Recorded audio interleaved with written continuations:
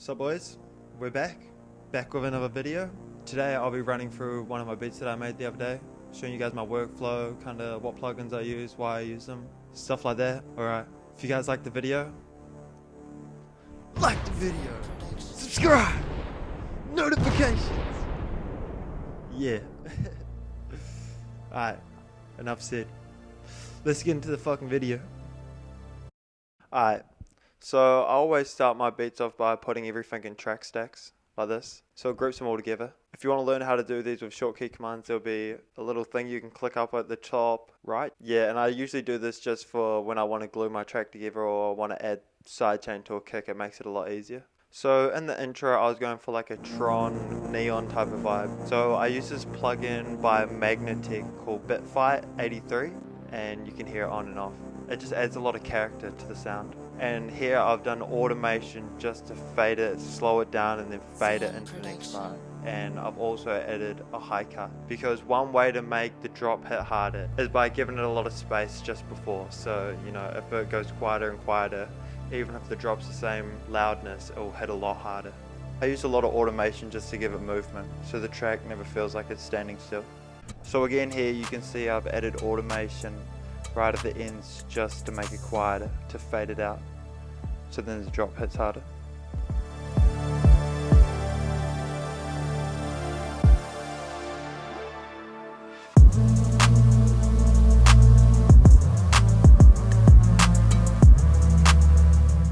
So I have a simple two-step hi-hat pattern with a couple 16th and 32 notes.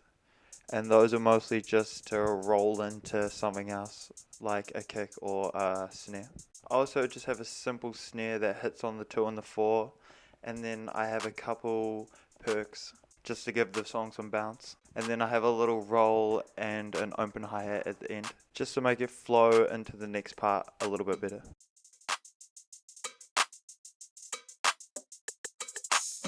I wanted to give this song a lot of bounce, so I done that with the kicks. I don't really know how to achieve the bounce, it's just a part of the sauce, so you either got it or you don't. And on my drum bus I use the Magnum K compressor. It's great for compressor / limiting, and it also has a very handy mono maker down the bottom. One way to make your kick hit harder is by raising the velocity to 127. The way that I do my hi-hats, I always double them and put one out 45 degrees left and one 45 degrees right. And then after that, I add the sample delay from Logic. It just delays one side of the speakers, and that just makes it sound a lot wider instead of them both hitting at the same time and sounding mono. It makes it sound really stereo. And I always have my hats pan 3 degrees to the left and my snare pan 3 degrees to the right. Personally, I really like to layer my sounds, so as you can see I have a very high, hitting about above 11k, and then one in the mids, and then I have my sub and my low part of my bass. When I'm trying to add space to one part of my song, I like to add Endless Smile by Doodle Life, and then just crank that up a little bit. And then also stereo spread, which is a stock Logic plugin. And I have it just hitting the frequencies that the sound is coming through, just to widen it up. One of my favorite plugins is R-Bass by Waves. I don't actually know what it does, but I think it might add some harmonics in the sub-frequencies. Whatever it does though, it's magic, and I would highly recommend this plugin. The next plugin I have is Car Test. Another plugin, I don't know what it does, but it seems to cut some of the highs and boost a little bit of the lows, and that's a free plugin, so if you want that I'll leave a link in the description. These days I get bored using the same plugins, so I have to get creative. I have probably 100 plugins, so you get used to the same ones and you start mixing it up, start experimenting. And I heard a saying once that it doesn't matter what it looks like or whatever the technicalities, if it sounds good, it is good. And as you can hear, I don't actually know what's going on with the bass, but I know that it sounds good, so here you go.